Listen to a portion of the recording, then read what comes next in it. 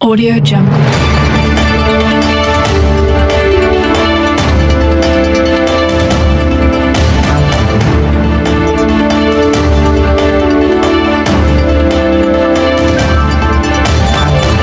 Audio Jungle.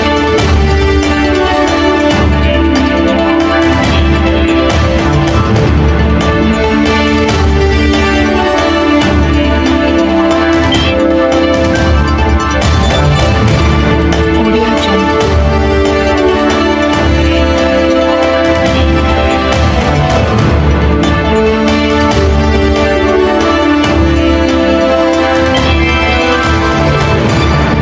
Audio Jungle. Selamat siang, kembali lagi bersama saya Desti Duliana Rahmawati dalam berita terkini. Selama beberapa tahun terakhir, salah satu masalah yang dihadapi oleh dunia pendidikan, terutama oleh pendidik, adalah kebosanan siswa di kelas. Dalam pembelajaran yang dilakukan di sekolah, tentunya tidak lepas dari adanya berbagai macam hambatan yang terjadi, seperti kurangnya motivasi peserta didik dalam membaca dan belajar. Salah satu program strategis yaitu melalui penguatan pada pembelajaran case method dan team based project, atau lebih dikenal sebagai pembelajaran kolaboratif dan partisipatif, yang lebih melibatkan mahasiswa secara aktif untuk mengembangkan keterampilan berpikir yang sangat tinggi. Seperti pada wawancara yang dilakukan oleh reporter kita, Saudara Fai, di salah satu universitas yang dosennya menerapkan pembelajaran case method ini. Halo Saudara Fai, silahkan memberikan laporannya. Baik, terima kasih rekan saya di studio. Saya melaporkan langsung dari kampus Ciuntirta yang berada di Ciwaru. Saya akan mewawancarai salah satu dosen pendidikan sosiologi, yaitu Bapak Subhan Wididiansah, MPD.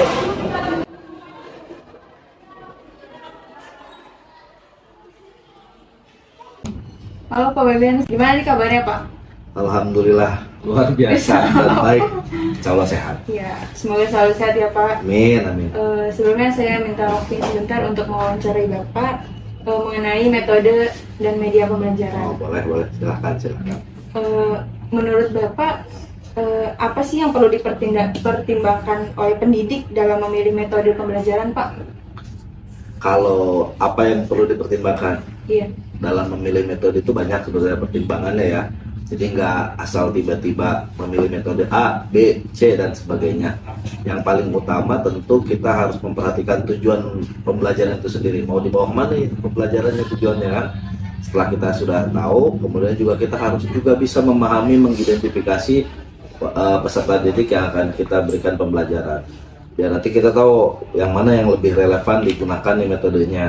Selain itu juga yang tidak kalah penting ya, kemampuan si pendidiknya juga. Jangan sampai si pendidik memilih metode A tapi dia nggak menguasainya. Nah, akhirnya nggak bisa mengelola dan lain sebagainya, yang terjadi malah tidak tercapai tujuannya. Juga tidak kalah penting hal-hal selain itu ya.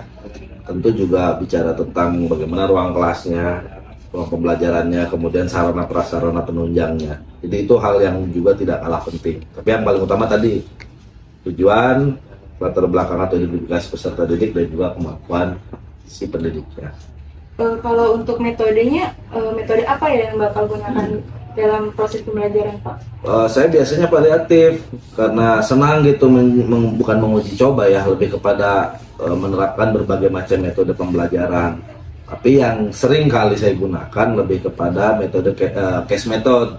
Case method ini biasanya ke project based learningnya atau problem based learningnya ya. Nah, saya senang menggunakan metode itu karena ini menstimulus respon secara langsung peserta didik gitu ya, tentu lebih mudah untuk diaktifkan gitu ya, adanya partisipasi dan lain sebagainya.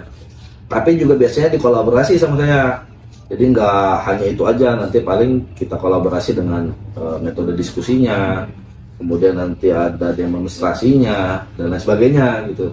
Jadi biasanya saya nggak hanya menggunakan satu metode, termasuk ada juga saya ceramahnya ya, biasanya konvensional itu di awal untuk memberikan pengantar aja, baru nanti masuk di tahapan project based learning atau problem based learning. Setelah itu baru nanti ada metode diskusi, demonstrasi, dan hasil laporan dan akhir. Itu kurang lebih yang biasa saya gunakan ya.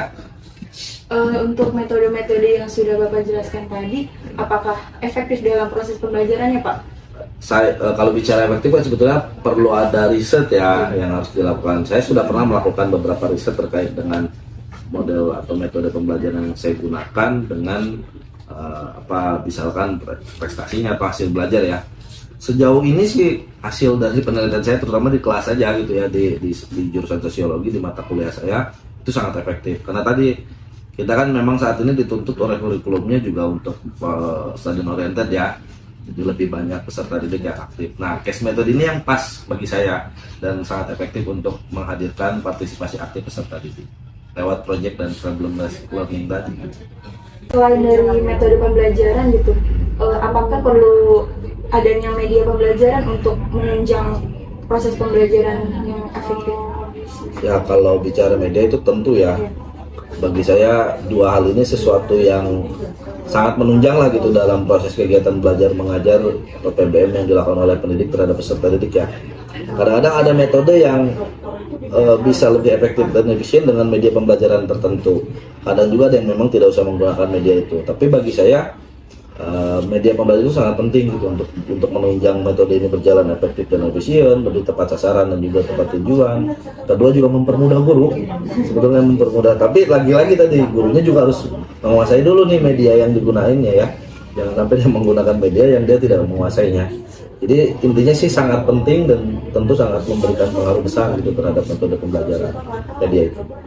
Baik Bapak, terima kasih untuk jawabannya, sangat bagus sekali dan mohon maaf saya sudah mengganggu waktunya Bapak. Terima kasih. Sama-sama. Ya baik, jadi inti wawancara bersama Bapak Subhan Widiansah yang merupakan salah satu dosen pendidikan sosiologi Untirta mengungkapkan bahwa pentingnya metode dan media pembelajaran guna keberhasilan proses pembelajaran itu sendiri. Terima kasih, sekian dari saya kembalikan ke rekan saya di studio. Baik, terima kasih atas laporannya Saudara Fai mengenai metode dan media pembelajaran. Sekian berita terkini hari ini. Saya Desti Duliana pamit undur diri. Sekian dan terima kasih. Audio Jungle.